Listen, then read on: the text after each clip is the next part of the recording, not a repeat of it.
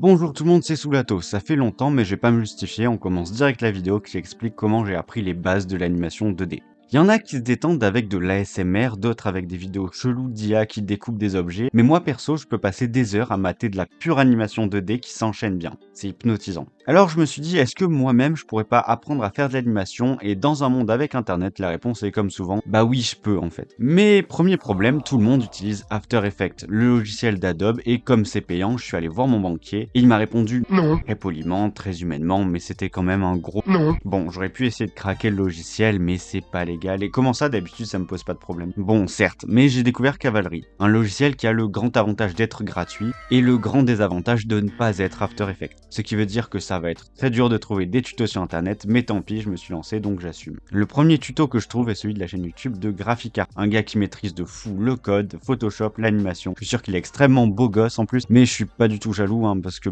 je pense qu'il a pas atteint la reine légendaire sur Clash Royale. Moi oui. Je suis une merguez. Dans sa vidéo, il montre comment créer cette petite animation de cloche YouTube et en suivant son tuto, j'arrive à faire quelque chose de pas trop moche. Et ce qui m'a frappé en utilisant Cavalry, c'est que c'est assez proche de certaines fonctionnalités de Filmora, qui est mon logiciel de montage depuis 4 ans. Donc clairement, ça va être moins dur que prévu. Le deuxième tuto que j'ai suivi est celui de Nick Ritter, qui fait marcher un petit personnage, ce qui est un peu la base de l'animation. Et honnêtement, quand je regarde son personnage et le mien, à la fin, je suis plutôt content. Clairement pas Pixar, mais il avance, il marche, enfin c'est la base quoi. À partir de ce moment-là, j'ai essayé de tenter mes propres animations sans utiliser de tuto pour voir. J'ai d'abord créé une animation de mon logo et puis ensuite des lettres de Soulato. Honnêtement, j'ai pas été très perfectionniste, j'ai notamment pas appliqué d'effets de déformation, mais le but c'est pas de m'ennuyer de l'animation mais de tester de faire des choses assez simples. Alors oui, pour l'instant ça reste du niveau débutant, mais le but de cette vidéo c'est pas d'être un pro à la fin, mais plutôt d'avoir quelques bases pour pouvoir ensuite tenter des choses et m'entraîner davantage pour de futurs projets. Par exemple, l'animation la plus dure que j'ai eu à faire dans cette vidéo, c'est la première que vous avez vue avec le banquier qui me jette un couteau dessus. Et oui, spoiler sur internet, j'ai pas trouvé de tuto pour faire ça, et en même temps j'ai pas cherché, pour des raisons somme toute évidentes. Donc j'ai dû tout faire tout seul. Et déjà il a fallu dessiner les persos. Et c'est pas dessiné, pas du tout même.